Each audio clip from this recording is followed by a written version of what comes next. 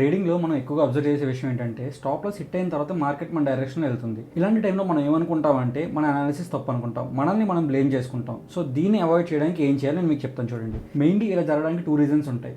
ఒకటి, మన stop loss అనేది చాలా టైట్గా పెట్టడం, ఇది బిగినర్స్ చేసే mistakes. Second reason liquidity sweep. ఇది బిగినర్సే కాదు, మార్కెట్లో 2 to 6 years ఎక్స్పీరియన్స్ ఉన్న పీపుల్ కూడా దీన్ని ఫేస్ చేస్తూ ఉంటారు. సో దీన్ని అవాయిడ్ చేయడానికి ఏం చేయాలి నేను చెప్తాను చూడండి. ఫస్ట్ సినారియోలోని మీ స్టాప్ లాస్ అనేది చాలా టైట్గా పెట్టడం వల్ల మీ స్టాప్ లాస్ హిట్ అవుతుంది. సో దీన్ని అవాయిడ్ చేయాలంటే మనం మీ స్టాప్ లాస్కి కొంచెం రూమ్ ఇవ్వాలి.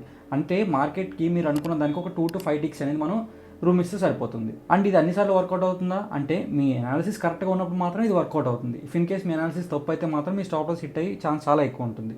So focus on your analysis. And second scenario liquidity sweep. ఇది సింపుల్గా చెప్పడం అంత ఈజీ కాదు, but I try to explain in a better way. So ఎప్పుడైనా మీరు మార్కెట్లో చూస్తే కనుక ఒక డైరెక్షన్లో పుష్ చేయాలి అనుకుంటే ఆపోజిట్ డైరెక్షన్లో ఆర్డర్స్ని తీసుకుని అది వెళ్తూ ఉంటుంది. అది ఇద్దరు సెల్ అయినా అవ్వచ్చు, బై సైడ్ అయినా అవ్వచ్చు. అలాంటి టైంలో మీ ఆర్డర్ ఆ స్వీప్ చేసే జోన్లో ఉంటే, ఆ పర్టికులర్ ఆర్డర్ గ్రాబింగ్ ఫేస్లో ఉంటే కనుక మీ స్టాప్ లాస్ అనేది చాలా ఈజీగా ట్రిగర్ అయిపోతూ ఉంటుంది. సో దీన్ని మీరు అబ్జర్వ్ చేయాల్సింది ఏంటంటే లిక్విడిటీ జోన్స్ ఎక్కడ ఉన్నాయి.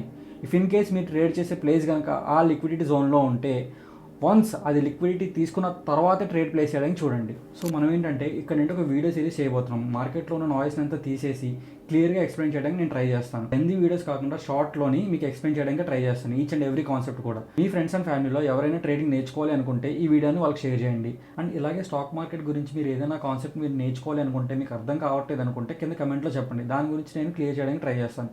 And at the same time నా ఛానల్ సబ్స్క్రైబ్ చేసుకోండి, లైక్ చేయండి, షేర్ చేయండి. Thank you very much.